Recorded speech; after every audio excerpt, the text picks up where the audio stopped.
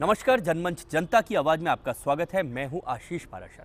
हरियाणा में चले जाट आंदोलन में कुल मिलाकर अगर देखा जाए तो 34,000 करोड़ रुपए की कुल मिलाकर देश को नुकसान हुआ। 32% जीडीपी का नुकसान हुआ और 4,000 करोड़ की संपत्ति का नुकसान हुआ।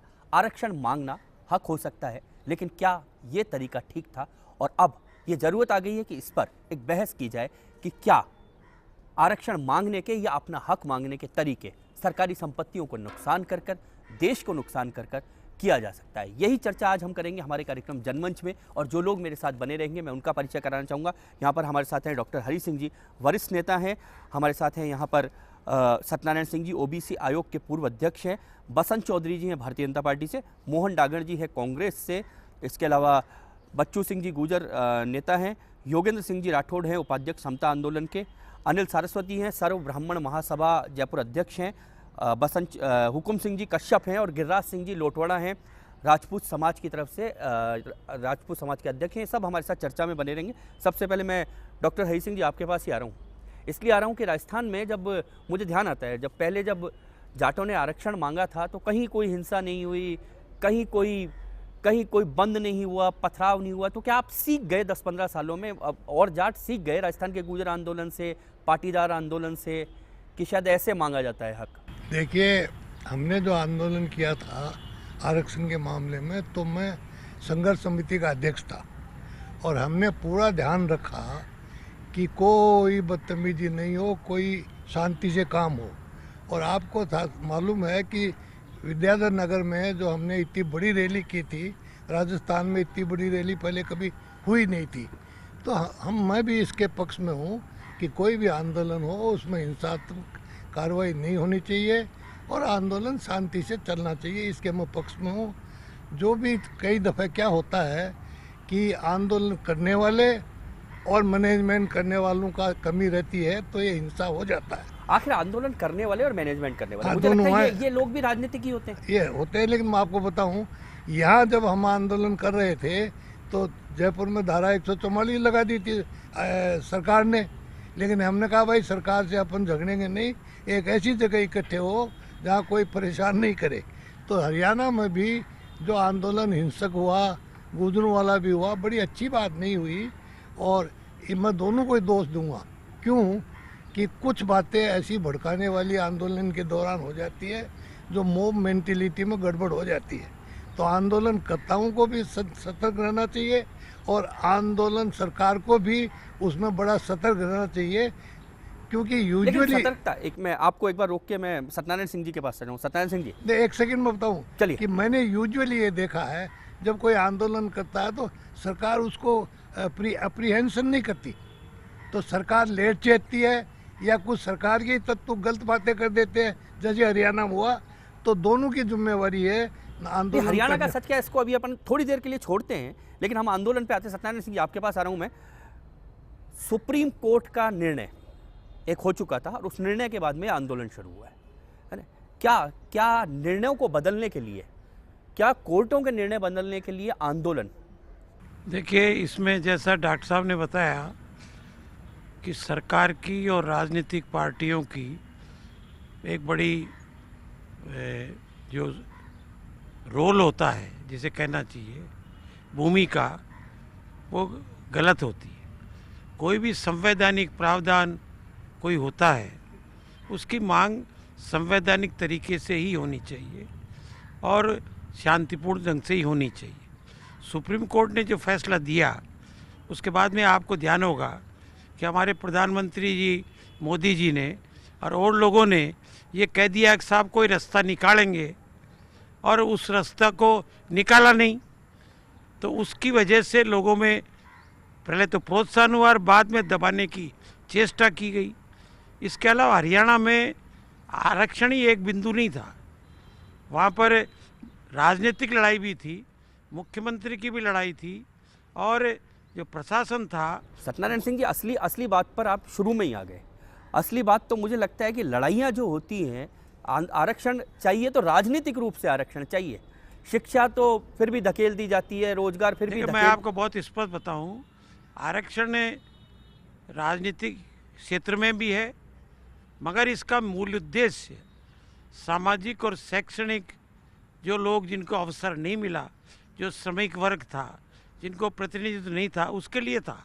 परंतु अब जब एक वर्ग को लाभ मिलने लगा तो दूसरे वर्ग भी उसकी मांग करने लगे। मैं यही बात मैं कह रहा हूँ। मैं गिरिराज सिंह जी के पास आऊँगा। गिरिराज सिंह जी, आप लोग भी, आपने भी मांग उठाई है आरक्षण की कि आरक्षण का आधार आर्थिक कर दिया जाए। आप लोगों ने मांग उठाई थी ये, राजपूत समाज की तरफ से भी बहुत सारे आवाज़ आती रही है, धरने भी हुए हैं, प्रदर्शन भी हुए हैं। क्या लगता है ये असंतोष का कारण क्या है आखिर? देखिए, असंतोष का कारण ये है कि आरक्षण की आप डेफिनेशन ही चेंज हो गई। जिसको लेकर के, जिस बिंदु को लेकर के आरक्षण लागू किया गया था 70 साल के लोकतंत्र में, उसकी डेफिनेशन ही चेंज हो गई। आरक्षण किसको मिलना चाहिए, किसके लिए लड़ाई लड़ रहे हैं हम? जातिगत आधार हमारा कॉन्स्टिट्यूशन ही अलाउ नहीं करता, हम कॉन्स्टिट्यूशन के अगेंस्ट जा रहे हैं। जातिगत आधार पर आरक्षण दिया जाना नहीं साहब, बेसिक चीज़ है। हम कॉन्स्टिट्यूशनल जो है उसी को चैलेंज कर रहे हैं और हर जगह कह रहे हैं कि हम जातिगत आधार नहीं है, लेकिन वास्तविकता में वो जातिगत आधार है। और जिस जातिगत आधार में भी सवाल ये है कि जो उसका वेल टू डू है उस जाति का, वही उसका फ़ायदा उठाता है। जो उस जाति का गरीब है वो आज वहाँ का वहीं पड़ा है। चाहे किसी भी जाति का ले लो, चाहे रिजर्व्ड या नॉन रिजर्व्ड, दोनों क्लास कैटेगरीज में ले लो, एससी में ले लो, एसटी में ले लो, ओबीसी में ले लो, उसका फ़ायदा वही उठाता है जो उसमें वेल टू डू है या वेल ऑफ है, वही उठाता है। उसका गरीब आज वहाँ भी वहाँ का वहीं है। इसीलिए हमने ये कहा था कि इसका जो है वो आर्थिक आधार पर हो, जातिगत आधार नहीं हो, न आपसी वैमनस्य रहेगा। लेकिन आज हरि सिंह जी, हम उससे बहुत आगे चले गए। अरे नहीं, आज भी कायम है।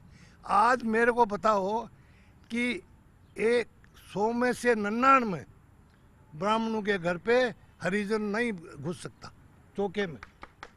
हकीकत है। मैं ठीक है, अनिल जी के पास आता हूँ। जब अन्याय जाति के आधार पे हुआ है तो ये जो मामला है, बिल्कुल सही कह रहे हैं आप। हाँ। और मैं अनिल जी के पास आता हूँ। अनिल जी, इसको आर्थिक एक बार आपको रोकूंगा। आर्थिक शोषण हुआ है।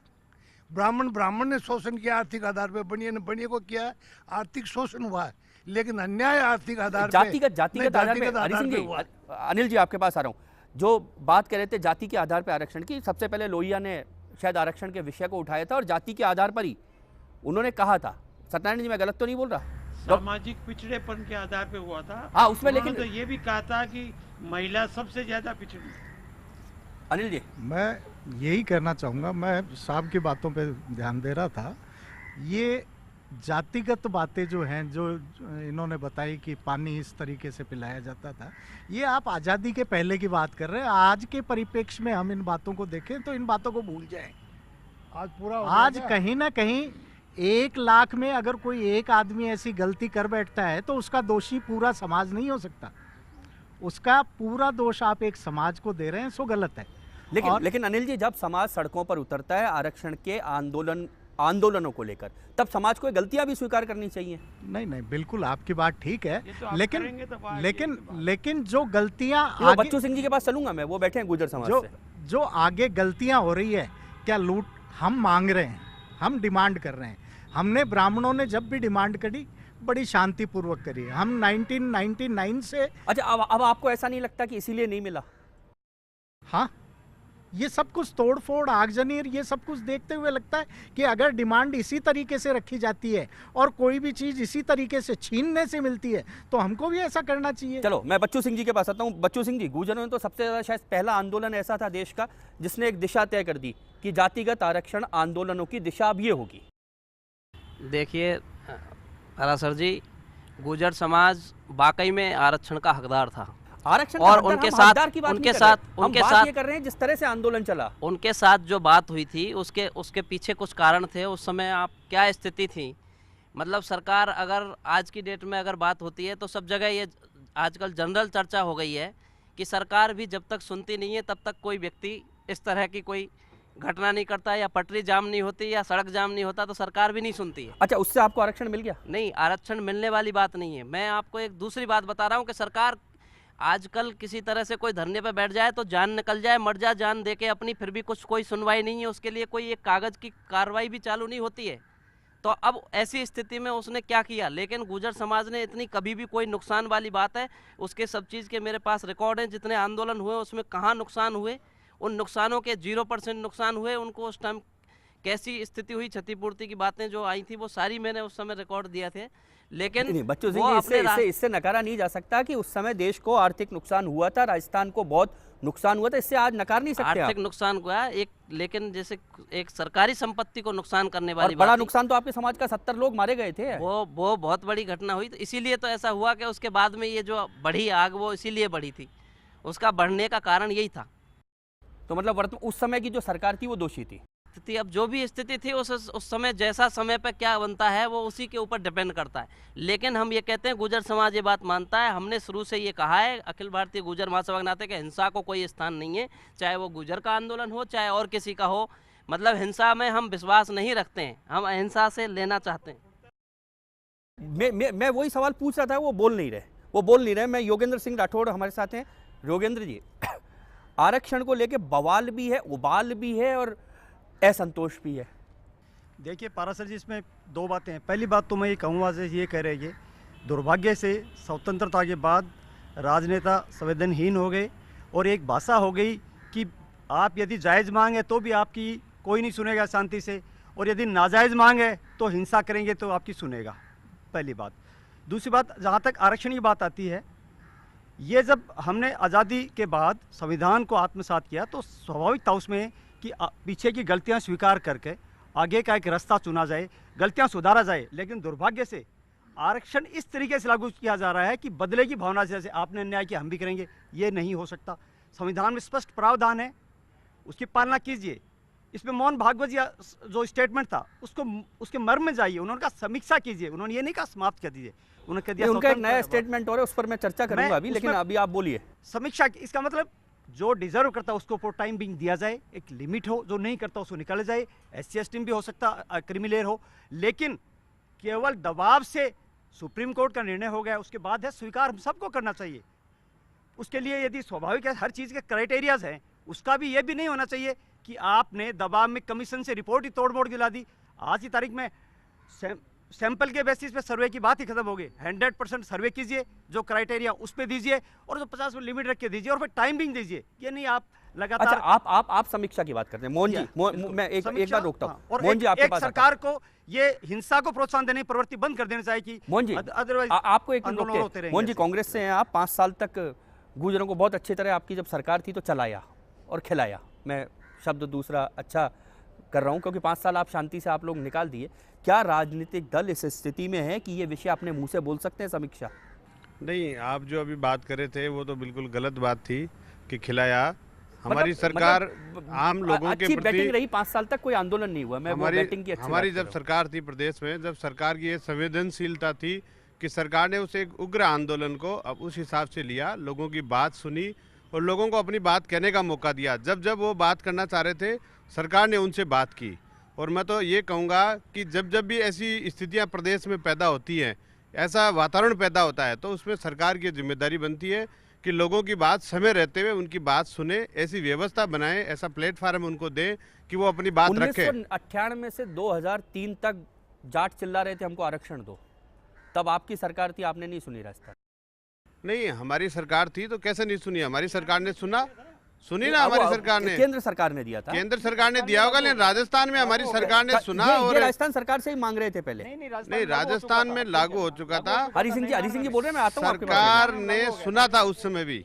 आ रहा हूँ सत्यनारायण जी आपके पास। सरकार ने सुना था। और अभी जो देश में प्रदेश में जो स्थितियां पैदा हो रही हैं इस समय, जो केंद्र में सरकार है, उसको मैं पूरी तरह से जिम्मेदार ठहराऊंगा कि उन्होंने ऐसी व्यवस्था कभी भी पैदा करने की कोशिश की कि लोग अपनी बात शांतिपूर्वक तरीके से कह सके। सरकारों ने व्यवस्था लागू की। एक बार ब्रेक लूंगा, ब्रेक के बाद आऊंगा। बसंत जी और यहाँ पर हमारे साथ सत्यनारायण सिंह जी कुछ कहना चाह रहे थे, उस समय उन्होंने बीच में रोका था। मैं दोनों के पास लौटूंगा, एक ब्रेक लेता हूँ।